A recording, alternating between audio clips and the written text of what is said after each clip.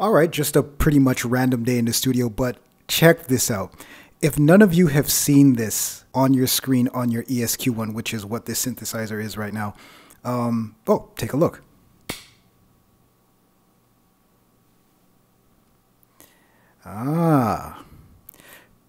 So if none of you have seen that screen before, that is the low battery.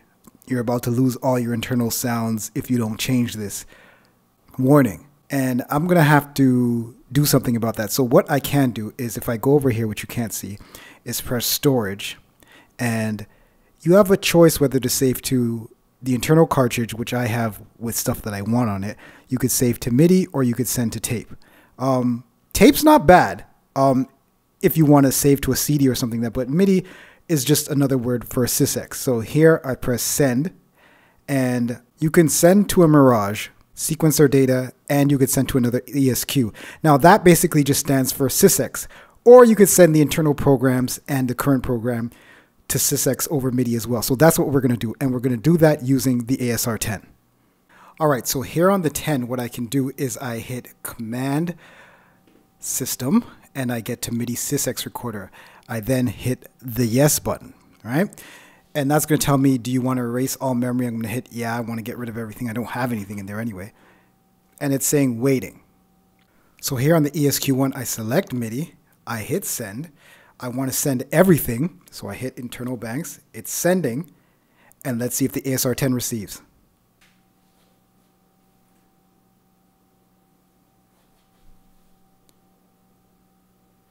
And you can see it received. It's going to ask me, do I want to save this? I do. I hit yes, and I hit enter, and that's it. Okay, so now we're good to go. And if you're new to the ASR10 and you want to know the ins and outs of all the efficient stuff like that, remember the Ensoniq ASR10 Beginner's Manual is available, and you already know where to get it. All right, so let's move on to what we're supposed to be doing today. Today we're going to use the ESQ1 to make some sounds, which I've already made, but we're going to transfer them to different samplers because of the character. So here's our sound. It started out as a snare, but I've rolled up the resonant filter so that I get this nice little high-end shimmer. As a matter of fact, let me just show you what it sounded like before.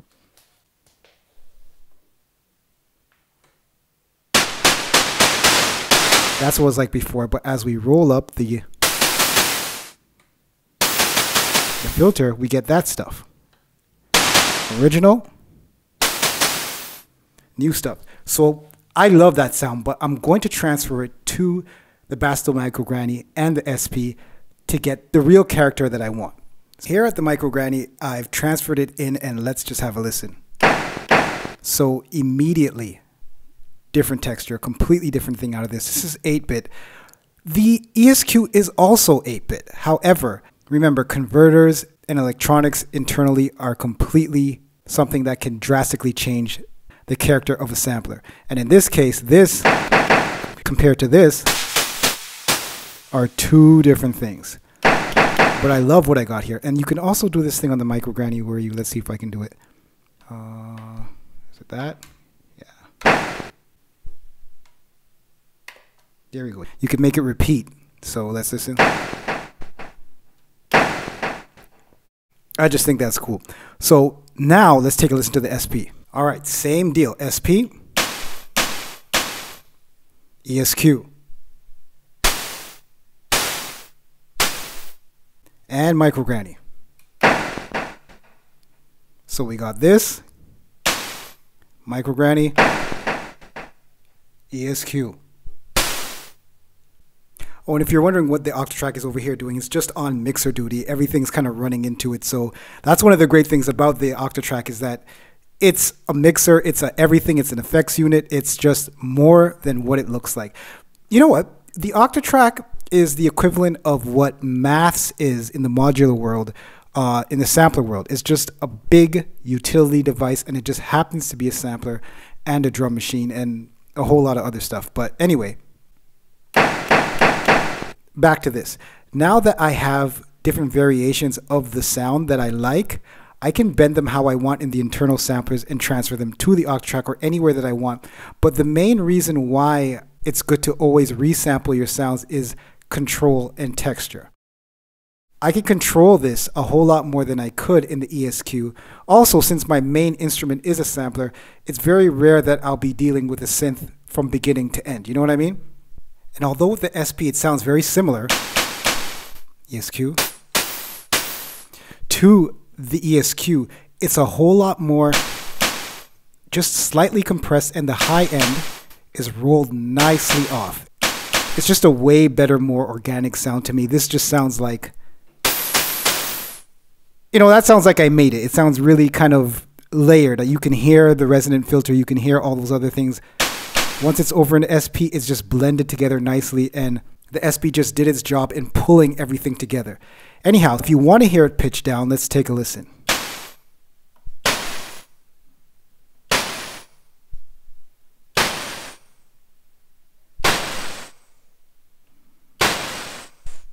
All right, and that's just the SP doing its SP thing. And of course, with the micro granny, you just got a whole different thing. It just turns it into something else. Like, that is nowhere in the same ballpark as that. That's just crazy. Just really mildly aggressive. I just love this. And that's the thing. The sound and the way something sounds to you should guide how you choose your samples and what you like. This may sound pretty gross on its own, but I already know that if I put this in a song or I layer it with something, it's a wrap. As a matter of fact, let's just layer this with the SP and see what it sounds like. I'm just going to press both at the same time. Hold on.